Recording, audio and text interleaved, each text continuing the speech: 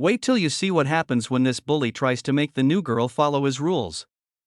You're not gonna believe who ends up on the ground. Watch till the end, and don't forget to hit the like button and subscribe if you believe karma always finds its way back. It was the first Monday of the semester, and the halls of Ridgeway High buzzed with the usual chatter, lockers slamming, sneakers squeaking, laughter echoing down the corridors. Then, through the front doors, walked a girl nobody had seen before. Her name was Lena Brooks. She was quiet, dressed simply, jeans, hoodie, hair tied back, nothing flashy, nothing that screamed for attention.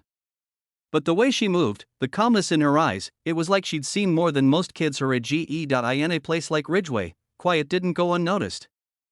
Especially not by Derek Mason, the self-proclaimed king of the hallways. He wasn't the biggest kid, but his reputation was loud enough. People followed his rules: where to sit, who to talk to, who to avoid. Step out of line, and you'd find out the hard way that Derek ruled with humiliation, not fists.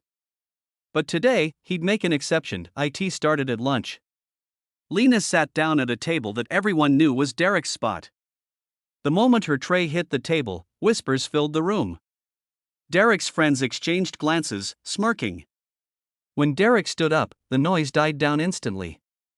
He strutted over, hands in pockets, wearing that smirk that had crushed countless egos before. "Hey, new girl," he said loudly, just enough for everyone to hear. "You must be new here, 'cause you don't sit there." "That's my table." Lena looked up, calm and polite.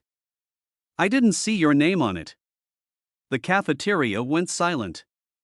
Even the lunch lady froze mid-scoop. Derek laughed, but it wasn't the friendly kind. "You're funny. But around here, I make the rules. You break them, there's a price." Lena didn't move. Didn't flinch. Just looked at him like he was a puzzle she didn't care to solve.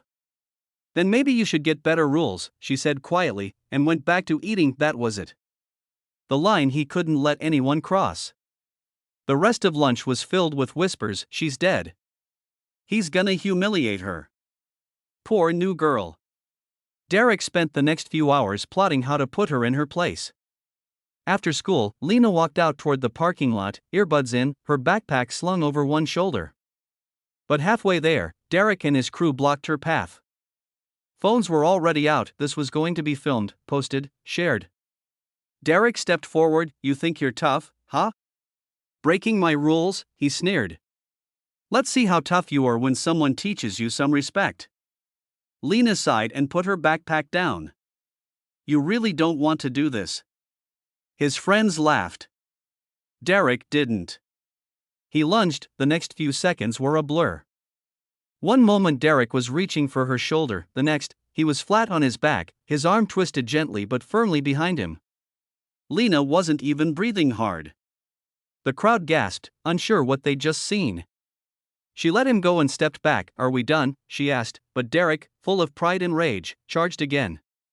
This time she sidestepped, sweeping his leg with precision. He hit the ground harder this time. A collective "oh-h-h-h" echoed across the lot. Lena adjusted her hoodie, her voice calm. "Next time, don't pick on people who can't fight back. You'll get hurt less." Then she picked up her backpack and walked away. The video hit social media before dinner. By the next morning, half the school had seen it. Derek, once feared, now became the punchline of every whisper and meme. And Lena? She didn't brag. She didn't post about it. She just went on like nothing happened. But one teacher noticed: Mr. Harris, the gym coach. He asked her to stay after class one day. "You've had training," he said, more as a statement than a question. Lena hesitated, then nodded. "Yeah. My mom taught me. She was an MMA coach. She passed away last year. We moved here for a fresh start." That was the first time anyone saw emotion flicker in her eyes. Mr. Harris smiled gently. "You've got discipline, not anger. That's rare. How'd you learn that?" Lena shrugged softly. "Mom always said, fighting's not about hurting people. It's about protecting peace, yours and others." Word spread quietly: the new girl was an MMA fighter. But instead of fearing her, people started respecting her. She wasn't violent. She was kind, helped others in class, and even stood up for kids Derek used to bully. She became something Ridgway hadn't seen in a long time, a leader through example. As for Derek, his pride took longer to heal than his bruises. For weeks, he avoided her. But one afternoon, when she stayed behind to help clean the gym, he walked in. "I came to say sorry," he said, eyes down. "I was a jerk." "You didn't deserve that." Lena looked up, surprised. "It takes guts to admit that." He nodded slowly. "Guess I learned something. You don't have to make people scared to earn respect." She smiled, small but genuine. "That's the best rule you've ever made." From that day forward, Derek changed. The taunts stopped.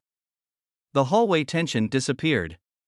For the first time, Ridgway felt like a school again, not a kingdom ruled by fear. And Lena? She started an after-school self-defense club open to everyone, even Derek. It wasn't about fighting. It was about confidence, control, and learning when not to throw a punch. As the sun set outside the gym windows, the laughter of students echoed across the mats. Lena smiled, hearing her mom's words echo in her mind. Real strength is quiet, but it changes everything. So, if you believe kindness can be powerful, and courage can rewrite any story, hit that like button, subscribe, and share this with someone who needs to be reminded. Sometimes the quietest people carry the loudest strength, because in the end, it's not about who wins the fight. It's about who learns from it.